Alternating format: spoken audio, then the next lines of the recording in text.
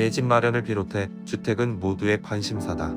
대부분 사람에게 주택은 가진 자산의 70% 이상을 차지한다. 주택을 소유하는가 그렇지 않은가에 따라 생활이 달라진다. 결국 언제 어디서 어떻게 주택을 사고 팔 것인지를 결정하는 일은 살아가면서 가장 중요한 문제라고 할 수 있다. 주택시장이 앞으로 어떻게 될지는 의견이 분분하다. 대세 상승을 말하는 사람도 있고 일시적 반등이라는 주장도 있다. 사람들의 고민이 많아지고 있다. 시장 전망을 살펴보아도 마찬가지다. 지금 가격이 올라가고 있지만 몇 달 전만 해도 앞으로 계속 떨어질 거라는 주장이 많았다. 심지어 일본처럼 폭락할 수도 있으니 집을 사지 말라는 주장도 강했다. 최근 들어 서울 등 일부 지역에서 아파트 가격이 빠르게 상승하면서 주택에 대한 관심이 부쩍 높아지고 있다. 10년쯤 전에 전세금에다 일부 자금을 대출받아 서울이나 수도권에서 내 집을 마련한 사람과 그렇지 않은 사람의 자산은 크게 차이가 나고 있다.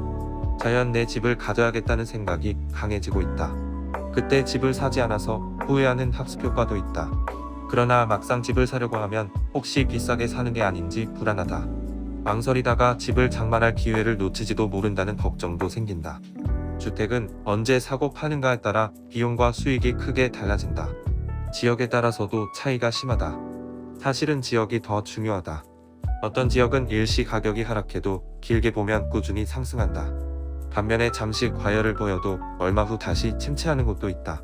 혹시 시점을 잘못 판단해도 시간이 지나면 시장이 탄력적으로 회복되는 지역을 주목해야 한다.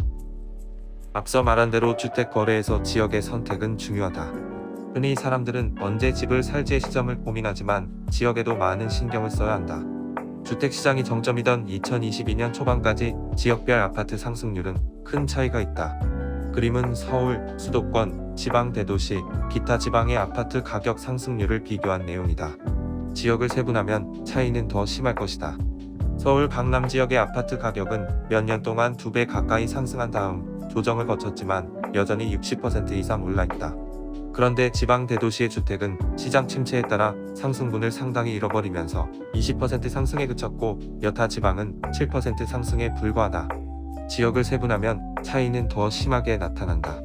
서울이나 인접한 수도권의 주택시장은 지방시장과는 달리 다시 회복되고 있다. 가격 상승의 수익뿐 아니라 지역은 주거생활과 경제활동, 이웃관계, 자녀 교육, 출퇴근 등에도 영향을 미친다. 그만큼 지역의 선택은 중요하다. 지역의 차이는 파레토의 20대 80 법칙을 가지고 설명할 수 있다.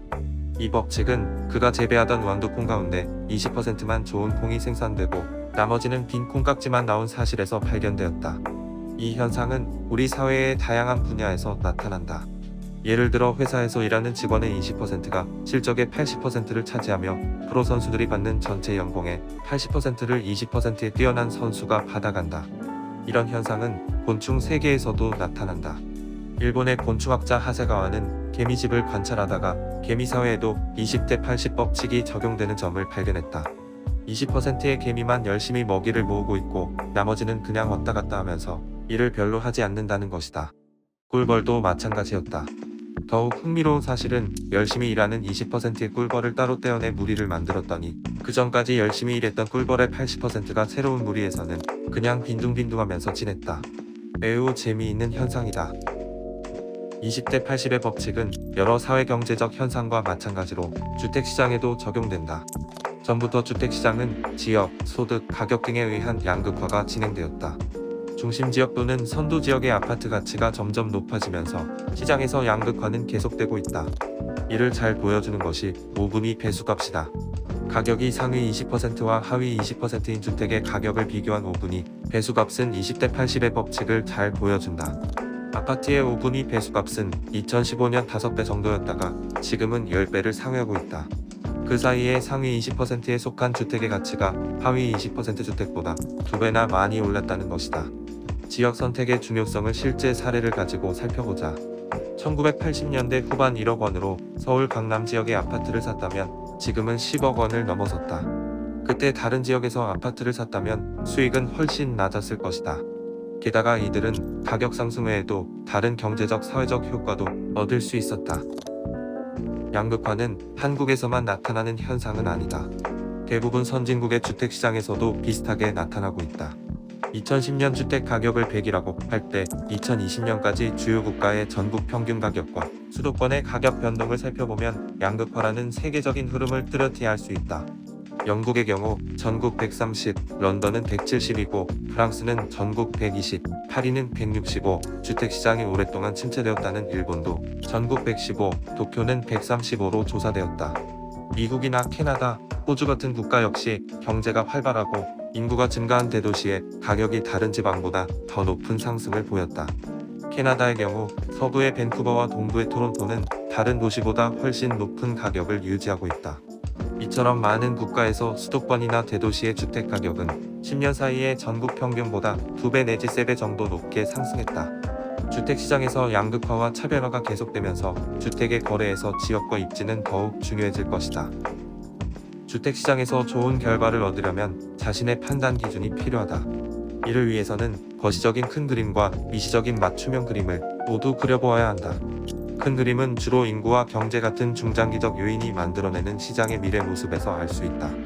주택시장은 시장의 분화와 평균의 종말이라는 큰 변화를 겪고 있다. 평균의 종말이란 다양해지고 복잡해지는 세상에서 그동안 익숙했던 평균의 시각을 가지고 시장을 판단하는 것은 잘못이라는 뜻이다. 한편 시장의 양극화, 차별화는 일시적 현상이 아니라 트렌드로 자리 잡고 있다. 트렌드는 시장의 큰 흐름이다. 앞으로 주택시장은 상승하는 지역, 따라가는 지역, 소외되는 지역으로 점차 나누어질 것이다.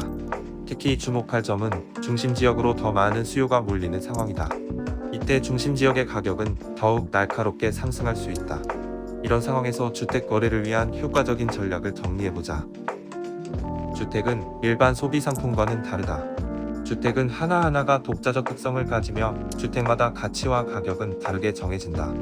평균이라는 시각에서 접근하면 상황을 제대로 판단하기 어렵다. 이는 주택시장에서 명심할 내용이다. 주택시장의 전망을 살펴보자. 전문가나 여러 기관에서 향후 시장이 1년 후 또는 2년 후에 어떨 것이라고 발표한다.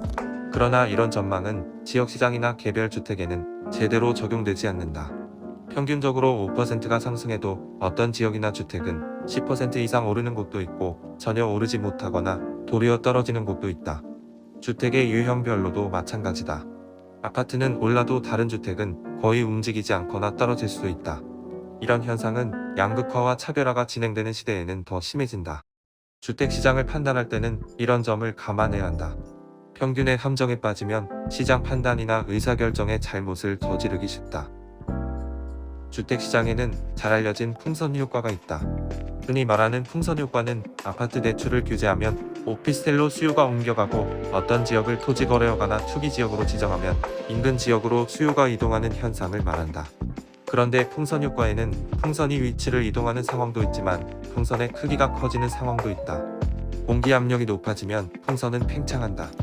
공기가 가득 차면 풍선이 커지고 공기가 빠지면 풍선이 쪼그라지는 것처럼 주택시장의 중심지역은 확장되거나 위축된다.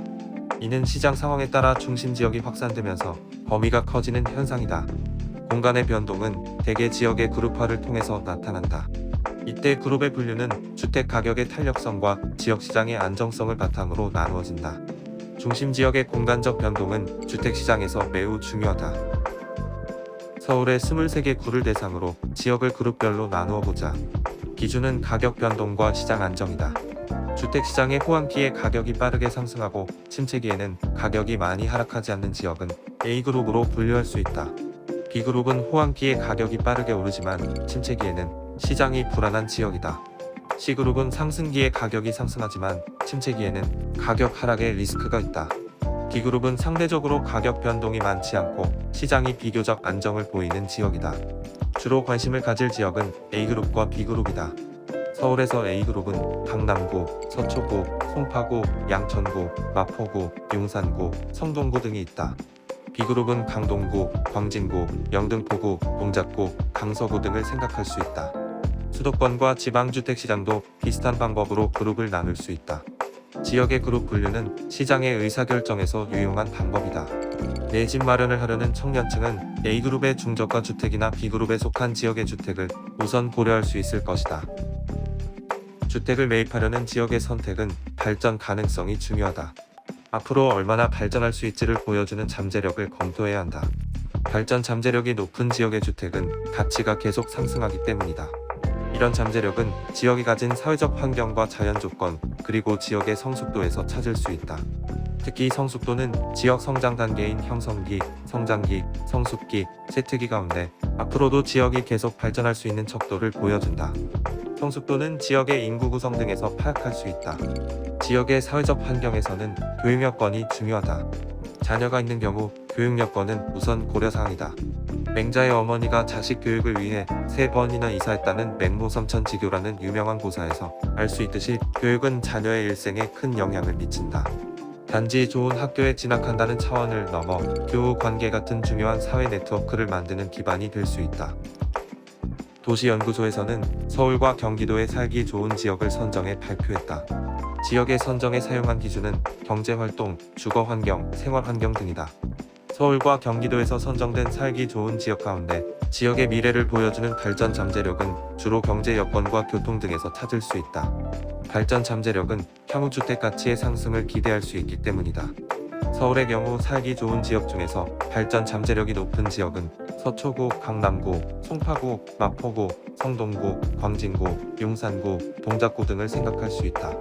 경기도의 경우 성남시, 하남시, 용인시, 안양시, 고양시, 화성시, 수원시, 김포시, 광명시 등이 경제적 측면에서 발전 잠재력을 가지고 있다.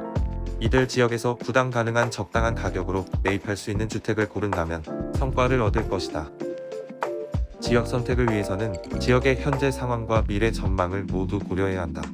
이때 검토할 지표로는 발전 잠재력, 살기 좋은 여건과 함께 중장기 지표인 지역의 인구, 산업, 그리고 단기적 지표인 주택 수급 동향, 전세시장 변동, 기타 보조 지표가 있다. 앞에서 선정한 서울과 경기도의 각 지역이 가진 중장기 지표와 단기 지표를 살펴보면 주택 거래에 적합한 지역을 찾을 수 있다. 중장기 지표인 인구와 산업은 지역의 중장기 성장을 이끌면서 주택시장에 영향을 미친다. 먼저 인구 변화를 살펴보자. 지역 인구는 감소와 집중이라는 이중성을 가진다. 전체 인구는 줄어드는 가운데 어떤 지역에는 인구가 집중되고 도리어 증가하는 현상이다. 통계청 자료에 의하면 수도권 인구가 총인구에서 차지하는 비중은 높아질 전망이다. 수도권에서는 상당 기간 주택 수요가 증가한다는 것이다. 인구의 증가는 산업 발전과 함께 지역 활력과 성장을 촉진한다. 용인, 화성, 평택, 남양주, 시흥, 그리고 수도권에 가까운 청주 등을 들 수 있다. 현실적으로 지역의 선택은 단기적인 시각도 중요하다. 길게 볼 때 성장하는 지역이라도 주택 거래 판단은 현재 시장이 처한 상황에 따라 판단해야 한다. 단기적인 관점에서 고려할 지표로는 주택의 수급, 전셋값 흐름, 미분양 주택 실태 등이 있다. 먼저 주택 수급 동향을 판단하는 지표를 살펴보자. 이는 착공 통계를 이용해서 판단할 수 있다. 인허가와 실제 주택 공급은 시장 상황에 따라 차이가 심하다. 인허가를 갖고 실제 공사로 착공되는 비중은 주택 경기에 따라 다르지만 대략 70% 남짓한 수준이다. 인허가 통계를 가지고 수급을 판단하면 오류가 생기기 마련이다. 준공까지 이어지는 비중은 더 적을 것이다. 그러나 착공 통계를 이용해서 공급을 판단하면 수급 오류를 최소화할 수 있다. 지역 주택 시장에서 예측되는 수급에 대한 정확한 판단은 내 집 마련을 비롯한 의사결정에서 중요한 바탕이다. 전세 시장도 지역 선택에서 중요하게 고려할 필요가 있다. 전세값은 주택 가격의 선행지표로 알려져 있다. 지역에서 전세값이 상승하면 지역의 주택 수요가 증가하고 사람들은 주택 가격도 오를 것으로 생각한다. 그렇지만 전세값은 주택 가격 상승의 필요 조건이지 충분 조건은 아니다. 전세값 상승이 주택 가격의 상승으로 이어지려면 금리, 소득 등의 경제 상황이 갖추어져야 한다. 2010년대 전반의 상황을 살펴보자. 당시 전세값은 몇 년 동안 꾸준히 올랐지만 주택 가격은 상승하지 않았다. 글로벌 금융위기의 여파로 주택시장에 영향을 주는 다른 조건들이 뒷받침되지 않았기 때문이다. 전세값은 상승하거나 하락하는 변동이 중요하다. 이런 변동이 시장의 임계치를 넘어서고 금리나 경제 같은 다른 여건이 좋아지면 임대를 살던 사람들이 주택을 매입할까 생각하기 시작한다. 2015년경에도 이런 상황이 나타났고 이후 주택시장의 대세 상승으로 이어졌다. 사람들은 내 집 마련이나 투자를 위해 주택을 언제 살까 고민하고 있다. 그러나 언제라는 시점보다 중요한 문제는 주택을 사기 위한 적절한 지역을 결정하는 일이다. 지역을 잘 선택하면 만족스러운 결과를 얻을 수 있다. 주택시장의 양극화, 차별화를 생각할 때 좋은 지역의 선택을 위해 명심할 사항을 정리해보자. 먼저 관심을 가진 지역의 발전 잠재력을 검토하고 다음 해당 지역을 몇 개의 그룹으로 분류한다. 그리고 자신의 소득과 부담 능력, 가구 특성을 고려하면서 적당한 그룹에서 자신에게 맞는 주택을 선택한다. 또한 해당 지역에서 예상되는 주택 수급의 동향과 전세 시장의 흐름도 살펴볼 필요가 있다. 이런 과정을 거치면서 신중하게 접근한다면 자신에게 최적의 주택을 고를 수 있을 것이다. 다음에 제공할 자료에서는 언제 집을 사고 파는 것이 좋은 결과를 만들 수 있는지에 관한 내용을 설명할 예정이다.